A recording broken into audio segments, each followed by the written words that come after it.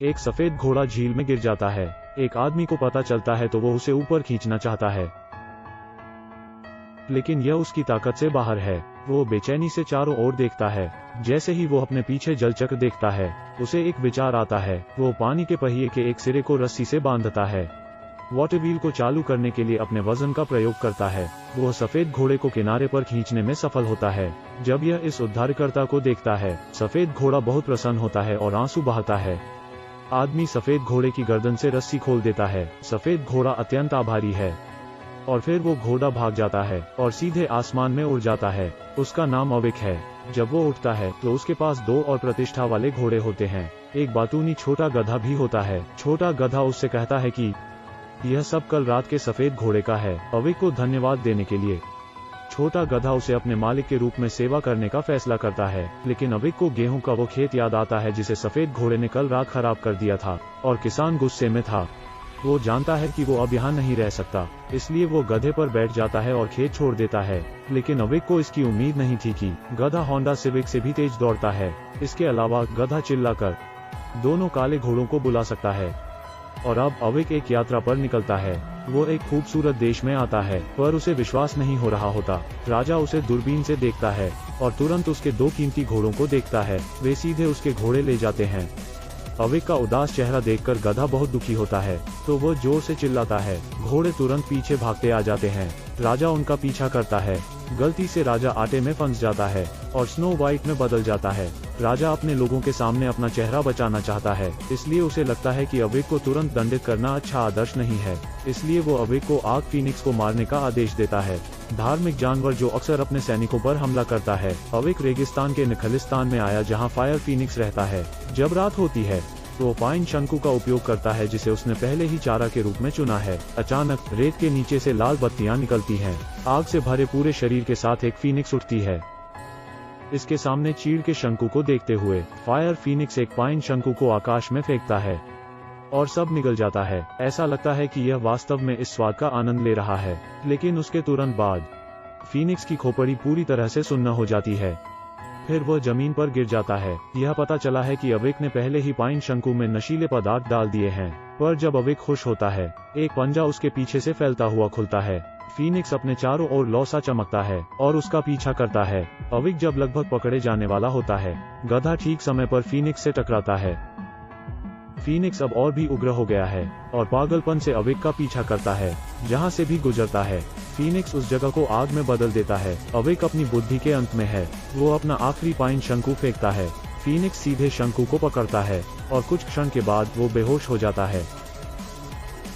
अगले दिन फीनिक्स अविक द्वारा कसकर बंधा हुआ होता है, लेकिन फायर फीनिक्स के आंसू देखकर अविक इसे सहन नहीं कर पाता। वो इसे मुक्त करने के लिए रस्सी खोलता है। फीनिक्स अपनी आजादी हासिल करता है। अविक को धन्यवाद देने के लिए वो उसे एक जादुई चमकता पंख छोड़ देता है। अविक राज्य में वापस आता है और राजा को बताता है कि फायर फीनिक्स उसका दोस्त बन गया और वो किसी को चोट नहीं पहुंचाएगा।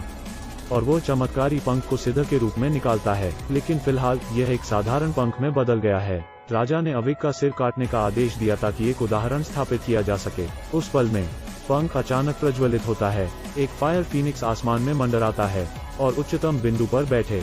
यह साबित करता है कि फीनिक्स वास्तव में अविक का दोस्त बन गया है। राजा कुछ नहीं कर सकता लेकिन अविक को मुक्त कर देता है।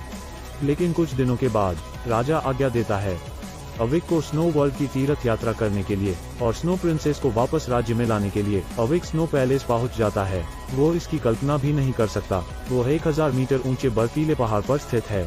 उसे शीर्ष पर जाने में 3 दिन और रात का समय लगता है। अविक को कोई अभिभावक नहीं दिखता और वो स्काउट करने के लिए चला जाता है। अंत में उसे पता चलता है द्वार की रखवाली करने वाली बर्फ की एक मोटी परत है। उस सही समय पर फायर फीनिक्स के पंख ऊपर की ओर उड़ते हैं और वो बर्फ के माध्यम से निकाल जाते हैं। बर्फ तुरंत फट जाती है।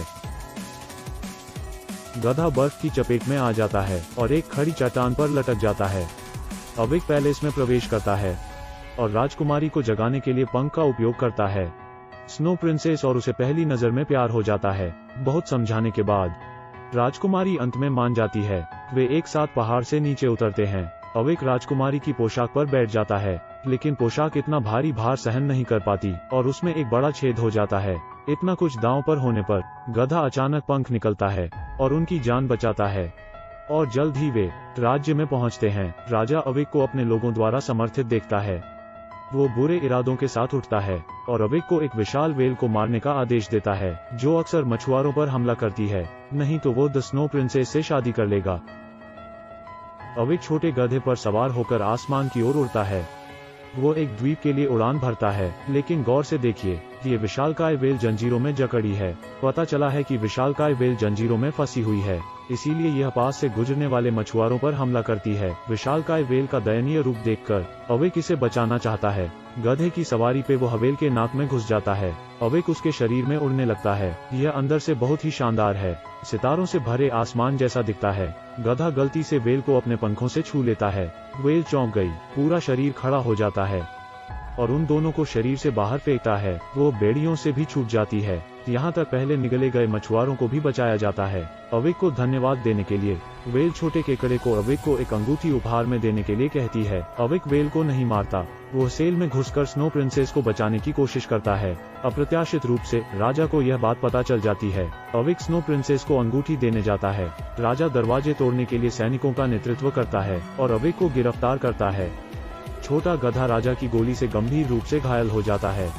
अगले दिन अवेक को निष्पादन के मैदान में ले जाया जाता है। यहाँ 3 लोहे के गलाने वाले टैंक हैं, जिनमें से 2 में गर्म पानी उबाल रहा है, एक में ठंडा पानी है। अगर अवेक इन 3 टैंकों से बच जाता है तो राजा उसे जाने देगा। महल के मंच पर अवेक ने स्नो प्रिंसेस से अपने प्यार का इजहार किया। राजा ने उसे सीधे टैंक के नीचे धकेल दिया। स्नो प्रिंसेस जल्दी से अंगूठी हटा देती है और अशांत जल में फेंक देती है। कुछ क्षण के बाद अवेक चमत्कारिक रूप से आसमान की ओर उड़ता है और दूसरे टैंक में गिर जाता है। इस बार टैंक में ठंडा पानी है। अचानक फीनिक्स का पंख कहीं से टैंक में उड़ाता है। अवेक तुरंत बर्फ तोड़ता है और बाहर कूदता है और अंतिम गर्म टैंक पर समाप्त होता है। उबलती गर्म टंकी को देख हर कोई सोचता है कि अब कोई संयोग नहीं होगा और सभी उम्मीद खोने लगते हैं। इस समय आकाश में एक चमकीला तारा दिखाई देता है। सिन्हपर्णी का फूल धीरे धीरे गर्म पानी की टंकी में गिरता है। अवेक वास्तव में पानी की टंकी से बच निकलता है। बेशक यह कोई संयोग नहीं है। दरअसल गधे ने अपने घायल शरीर को ललकारा। क्षितिज के अंत तक दौड़ने के लिए अपनी सारी शक्ति का उपयोग करता है। एक जादुई सिन्हपर्णी फूल चबाने के लिए अवेक अंत में इसे पार कर लेता है और राजा अपना वादा रखता है। अंत में वो खुद ही पता लगाने के लिए टैंकों में कूदना चाहता है। यह पता चला कि उसके साथ कोई चमत्कार नहीं हो रहा है। वो उड़ते हुए बुलबुले में फंस जाता है और हमेशा के लिए आसमान में उड़ जाता है। जनता के सभी अधिवक्ताओं के साथ अवेक अब नया राजा बन जाता है। अवेक, राजकुमारी और छोटा गधा मिलकर एक सुखी जीवन व्यतीत करते हैं और यह अवेक की यात्रा का सुखद अंत है। यह नवीनतम फैंटेसी फिल्म है जिसे मैजिक जर्नी कहा जाता है। कहानी रेखा थोड़ी परियों की कहानी से प्रभावित है। यह एक देखने योग्य फिल्म है। अंत में मैं सभी से एक प्रश्न पूछना चाहता हूँ। अगर आपको चुनने का मौका दिया जाता है तो आप गधे को पालना चाहते हैं या एक फीनिक्स?